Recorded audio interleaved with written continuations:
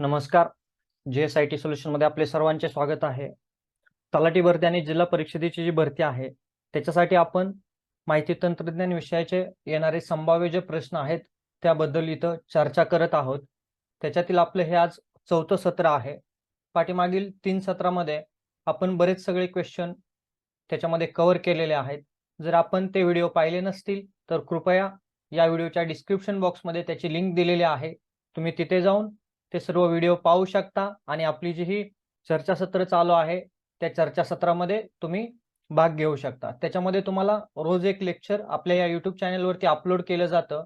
त्यासाठी मित्रांनो, अजूनपर्यंत आपण आपल्या GSIT सोल्युशन या चॅनलला सबस्क्राईब केलं नसेल तर प्लीज चॅनलला सबस्क्राईब करा, लाईक करा आणि बेल आयकॉनला क्लिक करा, म्हणजेच येणारा नवीन व्हिडिओ सर्वात अगोदर तुम्हाला पाहायला मिळेल. चला तर आपण आपल्या आजच्या सत्राला सुरुवात करूया. पहा, त्याच्यामध्ये आता आजच्या सत्रामध्ये आपण 27 नंबरचा क्वेश्चन घेत आहे. तर क्वेश्चन पहा इथं काय आहे. The following is an example of application software. मित्रांनो, आपल्याला कॉम्प्युटरमध्ये दोन प्रकारचे सॉफ्टवेअर असतात. एक असतं सिस्टीम सॉफ्टवेअर आणि दुसरं असतं ऍप्लिकेशन सॉफ्टवेअर. आता सिस्टीम सॉफ्टवेअर कशाला म्हणायचं असतं आणि ऍप्लिकेशन सॉफ्टवेअर कशाला म्हणायचं असतं हे आपण इथं पहिल्यांदा समजून घेऊया. सिस्टीम सॉफ्टवेअर म्हणजे काय, जो युजर असतो, युजर आणि हार्डवेअर या दोघांमध्ये कम्युनिकेशन करण्यासाठी जे सॉफ्टवेअर वापरलं जातं त्याला काय म्हटलं जातं, सिस्टीम सॉफ्टवेअर असं म्हटलं जातं. आणि ऍप्लिकेशन सॉफ्टवेअर कशाला म्हणायचं असतं, ज्याच्यामध्ये काहीतरी काम केलं जातं किंवा ज्याच्यामध्ये काही प्रोसेस करून आउटपुट फायनल केलं जातं त्याला काय म्हटलं जातं, ऍप्लिकेशन सॉफ्टवेअर असं म्हटलं जातं. आता ऍप्लिकेशन सॉफ्टवेअर आणि सिस्टीम सॉफ्टवेअर कोणकोणते असतील, जे आपल्या कॉम्प्युटरमध्ये जे ऑपरेटिंग सिस्टीम असते विंडोजची तिला काय म्हटलं जातं, सिस्टीम सॉफ्टवेअर म्हटलं जातं. मग अशा ऑपरेटिंग सिस्टीम कोणकोणत्या आहेत मार्केटमध्ये, मॅक ओएस आहे, विंडोज आहे, लिनक्स आहे, iOS आहे, अँड्रॉइड आहे. या ज्या काही ऑपरेटिंग सिस्टीम आहेत त्या ऑपरेटिंग सिस्टीम कशाच्या आहेत, तर सिस्टीम सॉफ्टवेअर त्या ऑपरेटिंग सिस्टीम आहेत. आपल्याला काय करावं लागतं, ज्यावेळेला आपल्याकडे हार्डवेअर असेल त्यावेळेला हार्डवेअरवरती युजर बरोबर कम्युनिकेशन करण्यासाठी जे ऑपरेटिंग सिस्टीम वापरतो आपण ते असते विंडोज 7 असेल, विंडोज 8 असेल किंवा आत्ताची जी लेटेस्ट ऑपरेटिंग सिस्टीम आहे ती विंडोज 11 आहे. मी विंडोज जास्त का सांगत आहे, कारण आपल्याला सर्वत्र विंडोजच आपण जास्त वापरतो. लिनक्स वगैरे ज्या ऑपरेटिंग सिस्टीम आहेत त्या आपल्याकडे खूप कमी प्रमाणावरती वापरल्या जातात. आता ऍप्लिकेशन सॉफ्टवेअरमध्ये कोणकोणते आपण ऍप्लिकेशन सॉफ्टवेअर वापरतो, तर तुम्ही गुगल क्रोम वापरत असेल, फोटोशॉप वापरत असेल, त्याच्यानंतर VLC media player, word, excel, power point तुम्ही वापरत असाल. हे जे काही सगळे सॉफ्टवेअर आहेत हे सगळे सॉफ्टवेअर कसले आहेत, ऍप्लिकेशन सॉफ्टवेअर आहे. कारण आपण याच्यामध्ये काहीतरी काम करत असतो, काहीतरी त्याच्यामध्ये प्रोसेस करत असतो, म्हणून त्याला काय म्हटलं जातं, ऍप्लिकेशन सॉफ्टवेअर म्हटलं जातं. मग आता इथं आपल्याला क्वेश्चन पहा काय दिलेला आहे, the following is example of application software. मग इथं ऑप्शन पहा काय काय दिलेले आहेत. सिक्युरिटी सॉफ्टवेअर आहे, कमांड सिस्टीम आहे, ऑपरेटिंग सिस्टीम आहे आणि कॅड कॅम सिस्टीम आहे.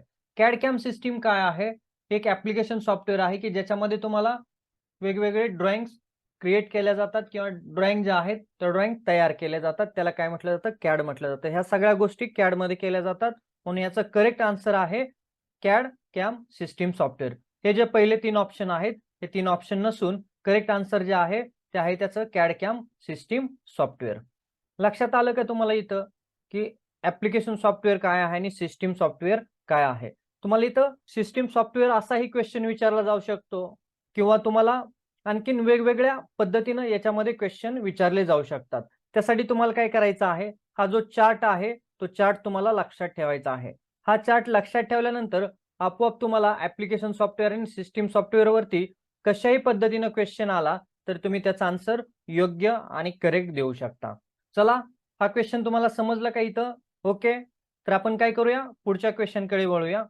पुढचा 28 नंबरचा क्वेश्चन आहे आपला, storage medium that retain the content even in the absence of power is refer as. तर पहा इथं तुम्हाला व्हॉलाटाईल मेमरी आणि नॉन व्हॉलाटाईल मेमरीचे मी काय डिफरन्स दिलेले आहेत. बघा, व्हॉलाटाईल मेमरी कशाला म्हणायचं असतं मित्रांनो, ह्याचे जे व्हिडिओ आहेत ते व्हिडिओ तुम्हाला दोन्ही क्वेश्चनचे आपल्या चॅनलवरती डिटेलमध्ये पाहायला मिळतील. तुम्ही जर आपल्या चॅनलवरती गेला आणि त्याच्यामध्ये तुम्ही हार्डवेअरचा जो आपली प्लेलिस्ट आहे त्याच्यामध्ये मी तुम्हाला सिस्टीम सॉफ्टवेअर आणि ऍप्लिकेशन सॉफ्टवेअर मध्ये जे काही डिफरन्स आहे तो डिटेलमध्ये मी तिथं समजवलेला आहे. तिथं वेळ कमी असल्यामुळे मला तो डिटेलमध्ये तुम्हाला समजवता येत नाही. आपल्याला जे आहे ते खूप सगळे क्वेश्चन याच्यामध्ये कव्हर करायचे आहेत. त्यामुळं तुम्हाला आणखीन जर या क्वेश्चन मध्ये डाऊट्स असतील तर तुम्ही आपल्या चॅनल वरती जाऊन याची जी प्लेलिस्ट आहे कॉम्प्युटर हार्डवेअर आणि सॉफ्टवेअरच्या 2 वेगवेगळ्या प्लेलिस्ट आहेत त्याच्यामध्ये हे सर्व पाहू शकता डिटेलमध्ये. पहा आता इथं आपल्याला पाहायचं आहे व्हॉलटाईल मेमरी आणि नॉन व्हॉलटाईल मेमरी. पहा इथं व्हॉलटाईल मेमरी कशाला म्हटलेलं आहे, computer memory that require constant power to maintain the store information. Volatile memory काय म्हणजे काय आहे की आपल्याला कॉम्प्युटरची जी पॉवर आहे ती पॉवर कॉन्स्टंट ठेवावी लागते तरच तो डेटा आहे तो डेटा काय राहतो स्टोअर राहतो. त्याला काय म्हटलं जातं व्हॉलटाईल मेमरी असं म्हटलं जातं. आता नॉन व्हॉलटाईल मेमरीची काय डेफिनेशन आहे पाहिजे, computer memory that can store information even there is no constant power. जर इथं कॉन्स्टंट पॉवर जर नसली तरी जो डेटा आहे तो डेटा काय केला जातो स्टोअर केला जातो. त्याला काय म्हटलं जातं नॉन व्हॉलटाईल मेमरी असं म्हटलं जातं. इथं पहा आपल्याला क्वेश्चन मध्ये काय दिलेलं आहे मग, storage medium that retain the content even in the absence of power is referred as. की जर पॉवर नसेल तरी पण ज्याच्यामध्ये डेटा स्टोअर राहतो ती कोणती मेमरी आहे असं विचारलेलं आहे किंवा कोणतं स्टोरेज आहे असं विचारलेलं आहे. तर आपलं याचं आन्सर जे असणार आहे ते नॉन व्हॉलटाईल स्टोरेज असणार आहे की ज्याच्यामध्ये तुमच्या कॉम्प्युटरला पॉवर जरी नसली तरी त्याची जी काही मेमरी आहे किंवा जो डेटा आहे तो डेटा काय राहतो त्याच्यामध्ये स्टोअर राहतो म्हणून त्याला नॉन व्हॉलटाईल मेमरी असं म्हटलं जातं. आता ह्याच्यातलं आपल्याला आणखीन काय दिलेलं आहे नॉन व्हॉलटाईल मेमरीमध्ये बघा, require a constant flow of power retain a data. Constant flow of power असली पाहिजे. इथं काय म्हटलेलं आहे नॉन व्हॉलटाईल मेमरीला कॉन्स्टंट पॉवर असली पाहिजे. इथं does not required constant power. इथं आपल्याला कॉन्स्टंट पॉवर नसली तरी चालणार आहे नॉन व्हॉलटाईल मेमरीमध्ये डेटा स्टोअर करण्यासाठी. Affect the system performance. जो नॉन व्हॉलटाईल मेमरी आहे त्याचा सिस्टीमच्या परफॉर्मन्स वरती अफेक्ट होत असतो. Affect the system storage. जी नॉन व्हॉलटाईल मेमरी आहे त्याचा स्टोरेज वरती अफेक्ट होत असतो, सिस्टम परफॉर्मन्स वरती अफेक्ट होत नाही. Hold data temporary. प्रायमरी मेमरीमध्ये काय केलं जातं किंवा व्हॉलटाईल मेमरीमध्ये काय केलं जातं एक लक्षात घ्या. इथं व्हॉलटाईल मेमरीला काय म्हटलं जातं प्रायमरी मेमरीही म्हटलं जातं आणि नॉन व्हॉलटाईल मेमरीला काय म्हटलं जातं सेकंडरी मेमरी किंवा सेकंडरी स्टोरेज असंही म्हटलं जातं. नॉन व्हॉलटाईल मेमरीमध्ये जो डेटा आहे तो डेटा परमनंटली स्टोअर केला जातो. व्हॉलटाईल मेमरी फास्टर आहे, नॉन व्हॉलटाईल मेमरी स्लोअर आहे. Volatile memory refer to primary storage type, non volatile memory refer to storage secondary type. Volatile मेमरीचं एक्झाम्पल आहे रॅम, नॉन व्हॉलटाईल मेमरीचं example आहे ROM, hard disk असेल किंवा SSD असेल, हे नॉन व्हॉलटाईल मेमरीचं एक्झाम्पल आहे. आता तुम्हाला इथं लक्षात आलं का, तुम्हाला हे 4-5 मी मुद्दे दिलेले आहेत. या 4-5 मुद्द्यावरून तुम्हाला कसाही क्वेश्चन विचारू द्या एक्झाम मध्ये तर तुम्ही त्याचं व्यवस्थित आन्सर देऊ शकणार आहे.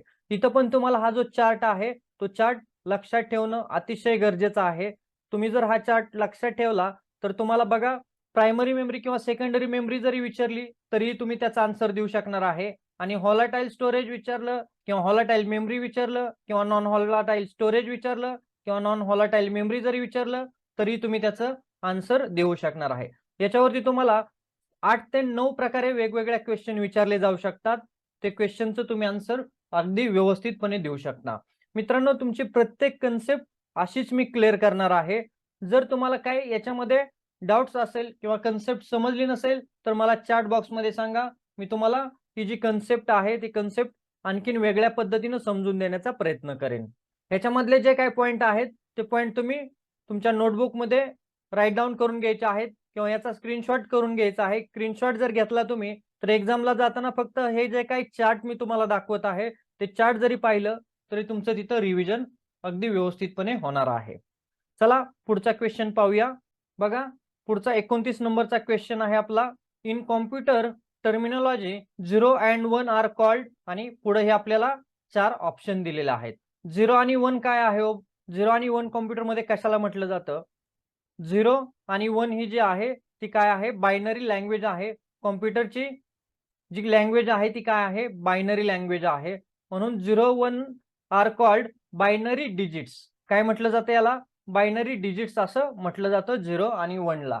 तर ही जी काय आहे ही कॉम्प्युटरची लँग्वेज आहे म्हणून त्याला बायनरी डिजिट असं म्हटलं जातं. मी पुन्हा पुन्हा रिवाइज का करतो आहे, तर ही कन्सेप्ट तुमच्या अतिशय व्यवस्थितपणे लक्षात यावं म्हणून मी तुम्हाला एक क्वेश्चन दोनदा तीनदा रिपीट करतो आहे इथं.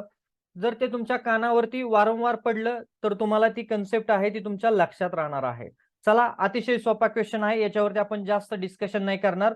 पुढचा क्वेश्चन पाहूया आपण 30 नंबरचा. 5th generation computer are like to exhibit. बघा इथं क्वेश्चन काय दिलेलं आहे आणि आता आपल्याला पाहायचं आहे की 5th जनरेशन मध्ये कॉम्प्युटर जो आहे त्या कॉम्प्युटर मध्ये आपल्याला काय काय दिले गेलेलं आहे, 5th जनरेशन मध्ये कॉम्प्युटर मध्ये काय बदल करण्यात आलेला आहे आणि इथे जे ऑप्शन दिलेले आहेत ते ऑप्शन आपल्याला पाहायचे आहेत. पहा, अगोदर आपण इमेज मध्ये हे जे काय आहे ते एक्सप्लेन करून घेऊया. 5th जनरेशन मध्ये आपल्याला काय काय भेटतं.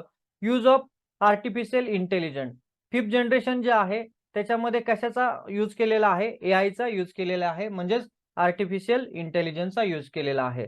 हे पहा, या अगोदरचे आपले जे 3 सत्र झालेले आहेत त्याच्यामध्ये मी तुम्हाला टोटल 5 जनरेशन जे आहेत कॉम्प्युटरचे त्याबद्दल डिटेलमध्ये मी तुम्हाला सांगितलेलं आहे की 5 जनरेशन जे आहेत त्याच्यामध्ये कशा पद्धतीनं चेंजेस झालेले आहेत हे मी तिथं तुम्हाला डिटेलमध्ये एक्सप्लेन केलं आहे. तुम्ही ते या व्हिडिओच्या डिस्क्रिप्शन बॉक्समध्ये त्याच्या लिंक आहेत, त्या ठिकाणी जाऊन तुम्ही ते सर्व सत्र जे आहेत आपले ते सत्र पाहू शकता. त्याच्यानंतर काय आहे, पॅरलल प्रोसेसिंग आहे याच्यामध्ये. त्याच्यानंतर नॅचरल लँग्वेज प्रोसेसिंग आहे, क्वांटम कॉम्प्युटिंग आहे, कनेक्टिव्हिटी आहे, रोबोटिक आहे. रोबोटिक बद्दल पण आपण कालच्या सत्रामध्ये डिस्कस केलेलं होतं. म्हणजे जे IC आहेत ते ultra large scale integrated circuits आहेत त्याच्यामध्ये. Consume very little power. Power जी लागते ती अतिशय कमी लागते 5th जनरेशनचे जे कॉम्प्युटर आहेत त्याच्यासाठी. मोर पोर्टेबल अँड पॉवरफुल. ते अतिशय छोटे आणि पॉवरफुल आहेत कंपॅरेटिव्ह फर्स्ट, सेकंड, थर्ड जनरेशनचे जे कॉम्प्युटर आहेत त्याच्यापेक्षा. त्याच्यानंतर एक्स्ट्रीमली फास्ट आहेत. हे जे कॉम्प्युटर आहेत ते अतिशय फास्ट आहेत. त्याच्यामध्ये आपल्याला फास्टेस्ट रॅम वापरल्या गेलेल्या आहेत आणि व्हेरी स्मॉल आणि व्हेरी चिपर हे असे कॉम्प्युटर आहेत. हे जे सगळे फीचर्स आहेत हे सगळे फीचर्स कशामध्ये आहेत, 5th जनरेशनच्या कॉम्प्युटरमध्ये. तर आता ऑप्शन मध्ये आपल्याला काय काय दिलेले आहेत फीचर्स बघा. आर्टिफिशियल इंटेलिजंट आहे, ऍडव्हान्स पॅरलल प्रोसेसिंग आहे, रोबोटिक आहे. हे जे काही तिन्ही ऑप्शन दिलेले आहेत हे तिन्ही ऑप्शन 5th जनरेशनचा जो प्रोसेसर आहे किंवा कॉम्प्युटर आहे त्यासाठी अतिशय परफेक्ट आहेत. म्हणून ह्याचं जे आन्सर असणार आहे ते ऑल अबाव दिस हे आन्सर असणार आहे. मित्रांनो, हा क्वेश्चन तुम्हाला समजला का? याच्यातील तुम्हाला हा जो चार्ट आहे याच्यातील कोणतेही ऑप्शन तुम्हाला एक्झाम मध्ये येऊ शकतात. त्यासाठी काय करायचं आहे, हा चार्ट आहे तो अतिशय व्यवस्थितपणे पाहायचा आहे, पाठ करून ठेवायचा आहे आणि याचे जे पॉइंट आहेत हे पॉइंट तुम्ही नोट डाऊन करून घ्यायचे आहेत. चला पुढचं क्वेश्चन पाहूया. पुढचा क्वेश्चन आहे, which of the following refer to the fastest, biggest and most expensive computer. की कोणता कॉम्प्युटर असा आहे की जो फास्ट आहे, खूप मोठा आहे आणि खूप खर्चिक पण आहे. तर त्याच्यामध्ये हे तुम्हाला ऑप्शन दिलेले आहेत 4. आता 4 ऑप्शन मधलं सगळ्यात योग्य असा ऑप्शन जो आहे तो आहे सुपर कॉम्प्युटर. आपण पाहिलेलं आहे की सुपर कॉम्प्युटर जे आहे तुम्हाला इथं इमेज दिसत आहे, या इमेज मध्ये पहा की हा जो आहे तो सुपर कॉम्प्युटर आहे की ज्याची साईज कशी आहे, खूप मोठी साईज आहे, तो अतिशय फास्ट पण आहे आणि खूप एक्सपेन्सिव्ह आहे. कारण याच्यासाठी खूप मोठी जागा लागते, खूप मोठी पॉवर लागते. त्याचं जे हार्डवेअर आहे ते हार्डवेअर ही त्याच प्रमाणावरती आपल्याला खरेदी करावं लागतं. त्यासाठी हा जो क्वेश्चन आहे त्या क्वेश्चनचं जे आन्सर आहे ते आहे सुपर कॉम्प्युटर. हा क्वेश्चन अतिशय सोपा आहे आणि बऱ्याच वेळा हा प्रत्येक ठिकाणी एक्झामलाही विचारला जातो. तर चला आता आपल्याला काय करायचंय, पुढचा क्वेश्चन पाहायचा आहे. पुढचा 32 नंबरचा क्वेश्चन आहे, the main system board of the computer is called dash dash. आता जो मेन बोर्ड आहे सिस्टमचा त्याला काय म्हटलं जातं. आता पहा इथं जो मेन बोर्ड दिलेला आहे तुम्हाला कॉम्प्युटरचा मी, की त्याच्यामध्ये हा जो आपला मदरबोर्ड असतो याला काय म्हटलं जातं, मदरबोर्ड असं म्हटलं जातं. या मदरबोर्ड वरती प्रत्येक जे कॉम्पोनंट आहे कॉम्प्युटरचा तो काय झालेला असतो, कनेक्ट झालेला असतो. हा जो मदरबोर्ड आहे हा मदरबोर्ड एक फॅमिली आहे, एक छोटंसं घर आहे की ज्याच्यामध्ये सर्वजण काय झालेले असतात, कनेक्ट झालेले असतात. आपल्या घरामध्ये पहा आपले आई वडील बहीण भाऊ असे एकत्र सगळे आपण राहत असतो. तसंच हा मदरबोर्ड आहे की याच्यावरती कॉम्प्युटरचा प्रत्येक कॉम्पोनंट कनेक्ट झालेला असतो, माउंट झालेला असतो. मग नॉर्थ ब्रिज असेल, साऊथ ब्रिज असेल, बायोस असते, साटा सिस्टम आहे, IDE पोर्ट आहे, मेमरी पोर्ट आहे, PCI पोर्ट आहे, AGP पोर्ट आहे. हे जे काही सर्व पोर्ट आहेत, प्रोसेसरचं जे पोर्ट असेल हे जे काही सर्व पोर्ट आहेत हे पोर्ट कशावरती तुम्हाला पाहायला मिळतात, तर आपल्या मदरबोर्ड वरती.